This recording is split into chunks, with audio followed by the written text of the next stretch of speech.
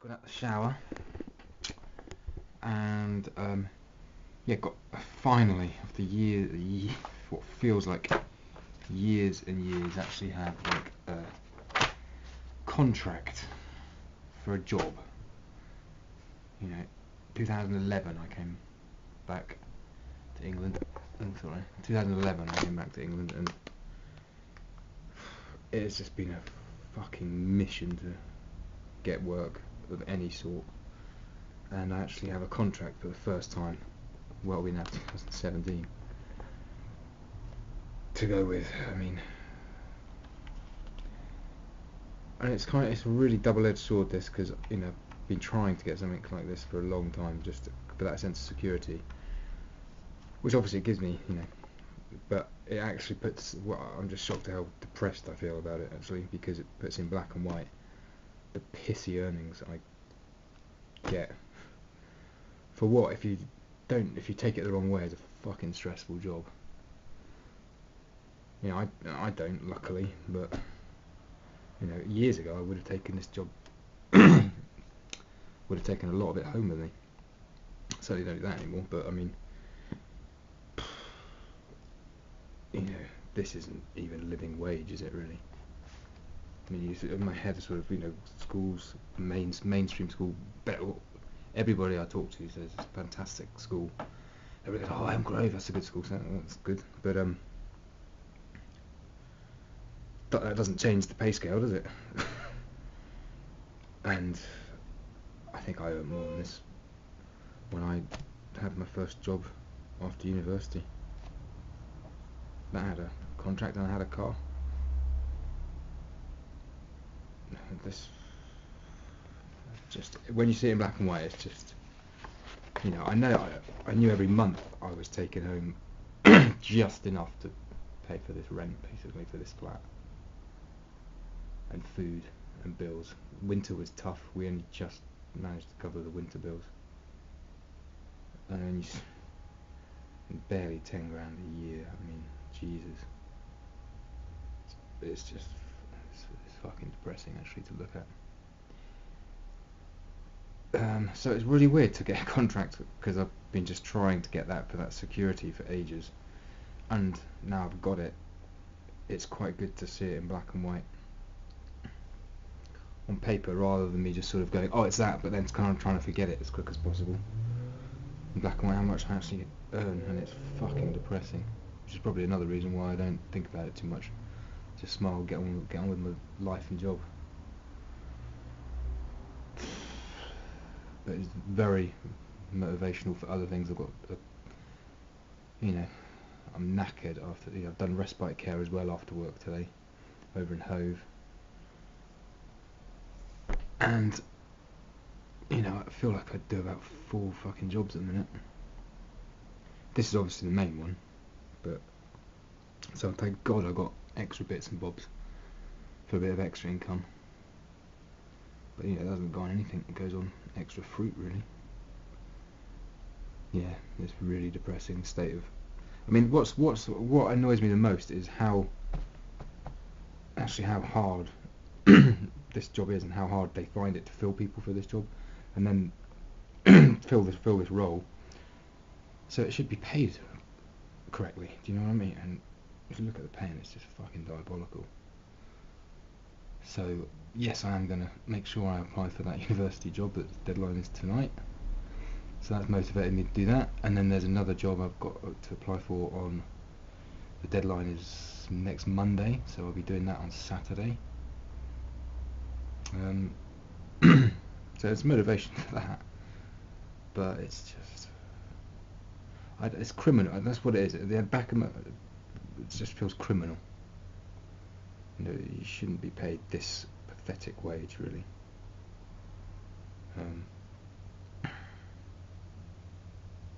It's weird, because I thought I'd be so happy when I got this, and I actually feel the opposite. Still, I'll get over it. And it's motivation, I think. But fucking knackered to try having changed jobs to get this one. Anyway, very double-edged sword today.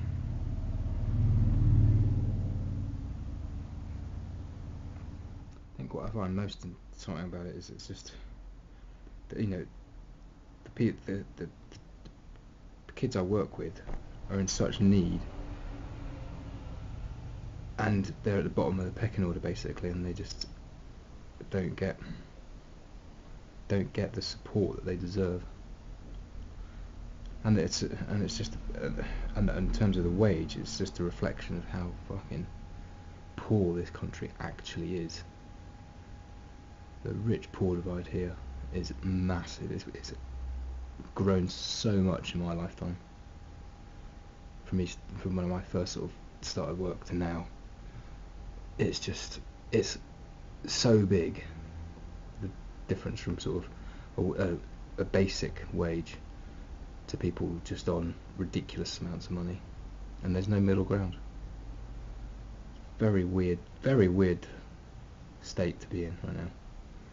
Very weird country, England, right now, like this.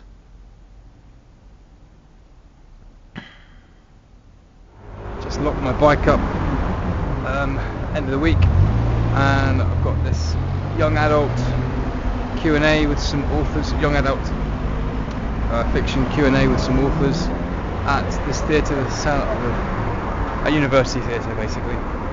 And just when I got in from work today, I had a quick phone call from Molly at New Note saying, can you be on the BBC Sussex breakfast show tomorrow?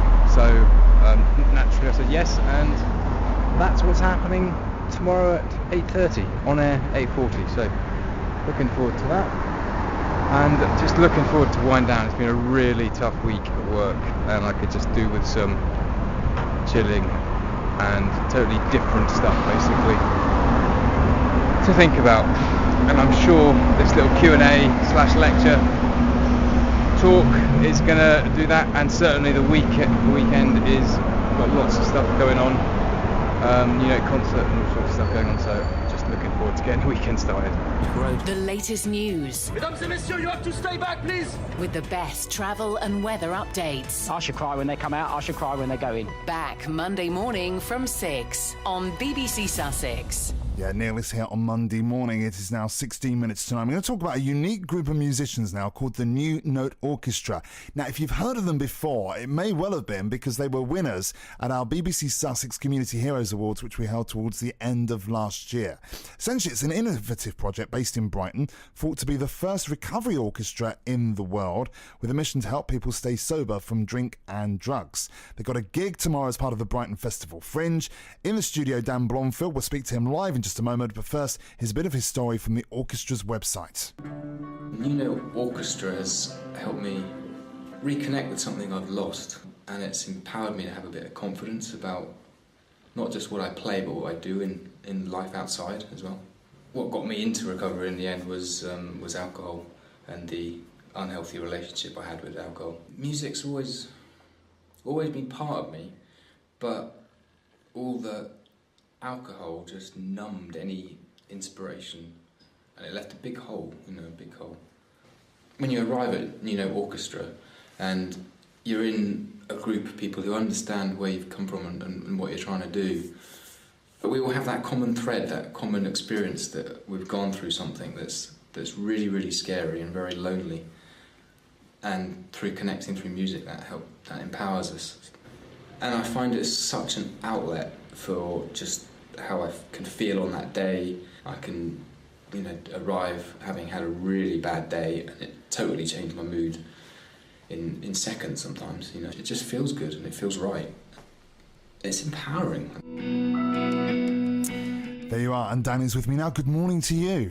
Good morning, Mark. Good to see you this morning. Now, I must fess up right at the start of this. Last year, I had the honour of actually being one of the judges for our Community Heroes Awards. And when I saw and read about your project, and I hadn't heard about it before that date, I was blown away because it's a really interesting idea, this. Just explain how it all came about, because you're one of the founders of it, aren't you? Yeah, I'm now a trustee, but I'm one of the founding fathers of New Note.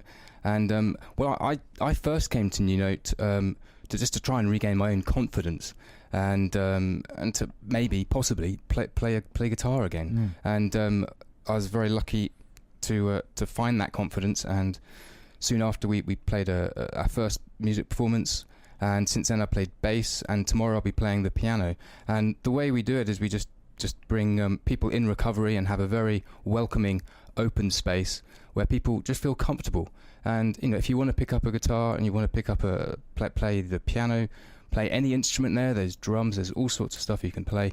Join in and get involved. If not, you can just first time you can just sit back and listen. It's very welcoming, very opening, and you're just encouraged, basically. And it's thought really to be the first of its kind to bring together people who, like yourself, have been through some really tough times, actually. Yeah, and it's hard to go about addressing those times. And one thing that music does is it brings you together in another space in your mind, really, and within that safe environment, so you can express yourself maybe differently in music than you can through words, really. So yeah. Well, let's have a little listen to what the orchestra sounds like. This is a piece called Summer.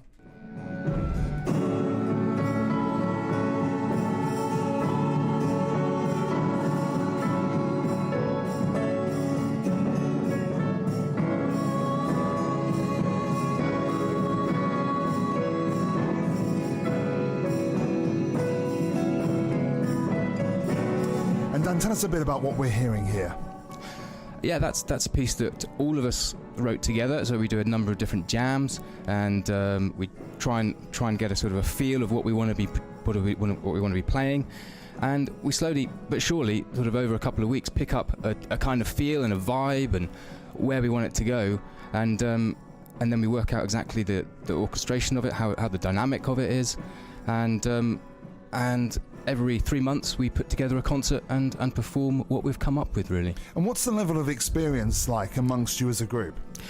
You can come into New Note having never played any instrument, but everybody is capable of playing something. Everybody's capable of singing a note. Everybody is capable of just expressing themselves. And what do you think it is? Is it the music? Is it the fact that you're with a group of people? What is it that makes it work? It's the collection of everything, really, and it's basically indirectly giving you the confidence to express yourself, sure, and the freedom to do that in a safe environment and not being judged, and then also the added confidence of actually having a concert and sort of something you're working towards something. So there's a feeling of progression there, and it's so rewarding. It really, really is. And so a chance then to see you guys doing your thing. This is happening tomorrow afternoon, isn't it? Absolutely, yes. So tomorrow, Sunday the 14th of May, at 2:30 p.m. at St Luke's Church, 64 Old Shoreham Road. So you'll be seeing our new piece tomorrow being performed, that we have worked closely with Connell Gleeson, our new musical director from Brighton University, and with his guidance, we'll be performing our new piece tomorrow at 2:30, along with being supported by Cascade Choir, Herbie Flowers, and a local indie folk band called the Galleons. Oh, and Herbie Flowers, we've had him in here before. He's brilliant as well, isn't he? He's a great guy. Absolutely fantastic. Yeah. Excellent. We're in for a brilliant day tomorrow. And in terms of you personally, finally, I mean, how is life now? Because you've been clear of alcohol for a while now? Yeah, a couple of years now. And it's quite interesting the way you started with that interview, because that was done, I don't know, a year and a half ago or so. And just, I can hear it in my voice. I'm just so much more confident and quite a different person, even from then, And I thought I was quite confident and capable to do that interview for New Note at that point. So, yes. Yeah, I mean, the rewards personally and also for the community are just fantastic. Dan, great to meet you. Have a fantastic concert tomorrow afternoon, 2:30 the start time at St Luke's. And we'll just finish with a bit more of the New Note Orchestra and their piece Summer.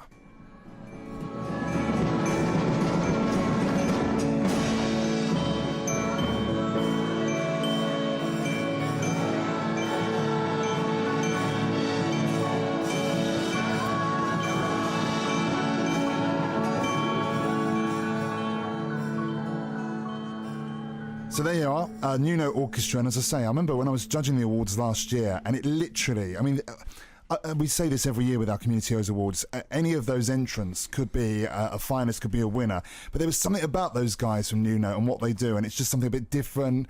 Danny Pike was hosting those awards last year. They were great, weren't they? Yeah, it's always touching to, pick up on people's stories and see what people have gone through and how they've come out the other side, and that's quite inspiring. Yeah, Danny Pike. Right, I've just come out of BBC Sussex. for the Saturday breakfast show and had my interview, and that went brilliantly.